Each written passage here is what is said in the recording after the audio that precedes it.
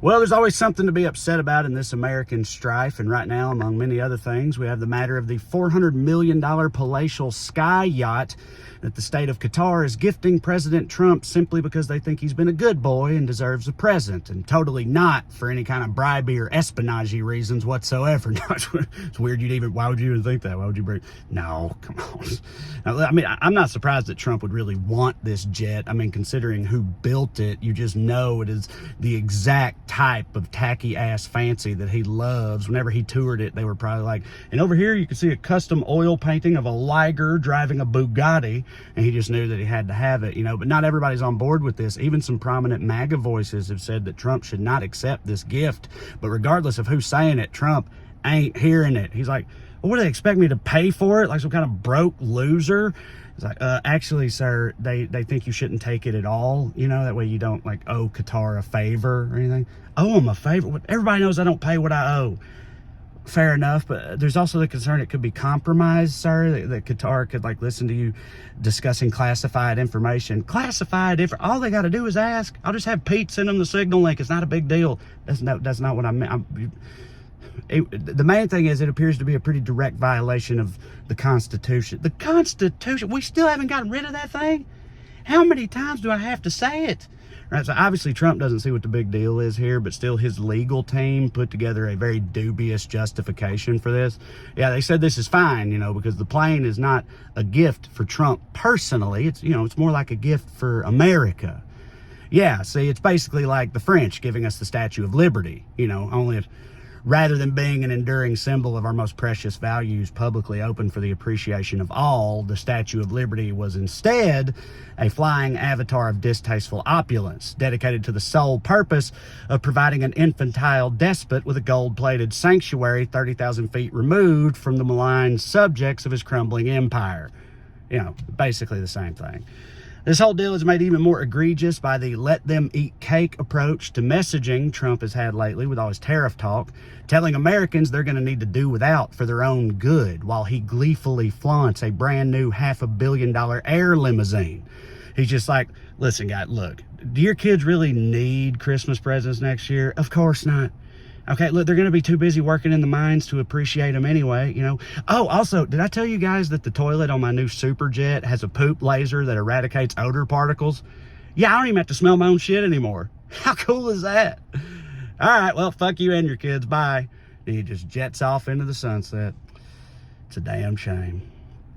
All right, YouTube, back with more in just a second, but I want to let you know that this week's video is once again brought to you by the good folks at Private Internet Access, the world's most trusted VPN provider with over 30 million downloads this day and age. There's any number of reasons why you should have a VPN. Here's a fun one. Did you know that Netflix's catalog can be completely different in other countries? Yeah, we ain't got Rick and Morty here. Well, they might have it in Iceland or somewhere. There's no telling. There's a whole world to explore, and you can use PI's VPNs to make it appear as though you're logging on from any country on earth, so you can check out that country's version of Netflix. There's much more serious reasons to use a VPN too, though. It's dark days out here in these digital streets. You got all these nefarious, shadowy figures behind the scenes on the internet. There, you got the governmental types and the hacker types trying to get your data. You got to protect it. Well, PIA's VPNs can hide your IP address and encrypt your internet connection, thus shielding you and your online privacy from the prying eyes of the shadier types of the digital world. Now, their VPNs are available across all platforms, and you can use one PIA account to safeguard all your devices. That's right, got every device in my household on my PIA account. Works like a charm. So here's what you can do. You click the link in the description below to check out PIA today for 83% off and 4 months free. Signing up always includes 24/7 customer support and a 30-day money-back guarantee. So what more do you need to hear? If you think that sounds overly techie or something, it's not. Look, there's the app, there's the button. You just push that button, and just like that, it's on. That's it. Couldn't be simpler. So try Private Internet Access today.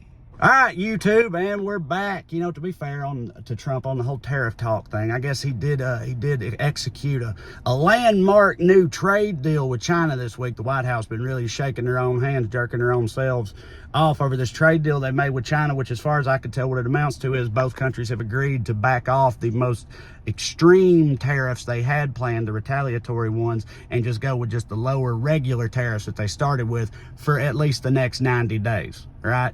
It's like, yeah, okay, this ain't exactly the Paris Accords or the Treaty of Versailles here. It feels to me like you're kind of just trying to unpunch your own balls. Trump administration, doesn't sound, you're just fixing a problem that you're not really fixing, that also you made to begin with. They're like, hey, they came in, they're like, hey, y'all know that this economy that's actually, functioning perfectly well and in some ways is really motoring right along, the only real problem with which is that the price of things is too high. Yeah, that price thing's getting annoying too. Yeah, well, you're gonna love this. We got a plan for it. So here's what we're gonna do. Here's the singular thing we're gonna focus on. We're gonna make the prices of things get even higher. You're like, but that sounds like the opposite of what's right. Exactly. See, you would think that, right? And you're right. It is.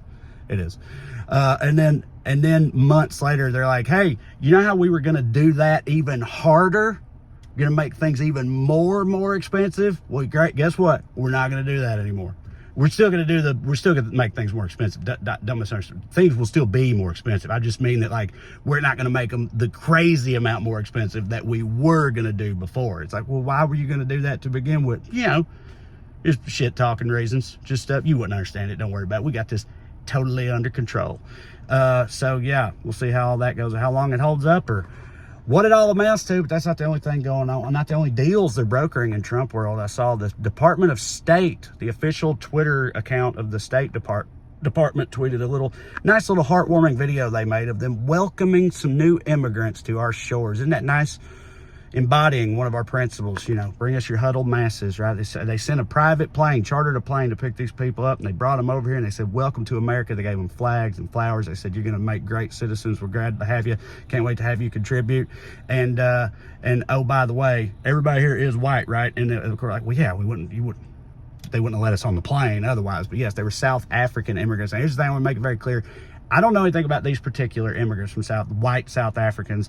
I'm not going to, talk shit about them. They might be good people, have legitimate reasons. I'm generally pro-immigration in this country for the most part. And so I'm not going to go after those people. I'm just pointing out that when you make a huge show of kicking everybody the fuck out, even some like naturalized citizens and worse and beyond, it looks a little weird when you then celebrate bringing in a plane full of the whitest people in the Southern Hemisphere. Actually, I forgot about Australia, but either way, among the whitest people in the Southern Hemisphere. And they're like, yeah, but these immigrants are the good kind.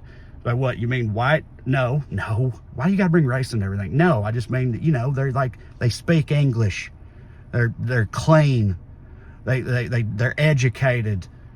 They like milk a lot. They're not into spicy foods. Okay? They have a lot of boat shoes. Just stuff that has nothing to do with race. It's just that type of thing. But anyway, I don't know.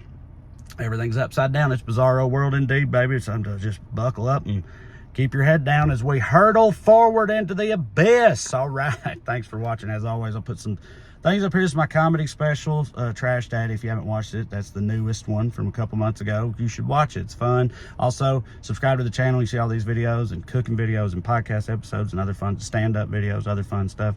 And the important one for me, TreyCrowder.com. That's my website where I have tour dates. I'm a stand-up comedian. Completely different material than the special. Check them out. If I'm coming near you and you like these videos, you should get a ticket. Come see me. It's a fun time. All right. Either way, if you keep watching these silly things, I'll keep making them. Love you like chicken. See you. Bye.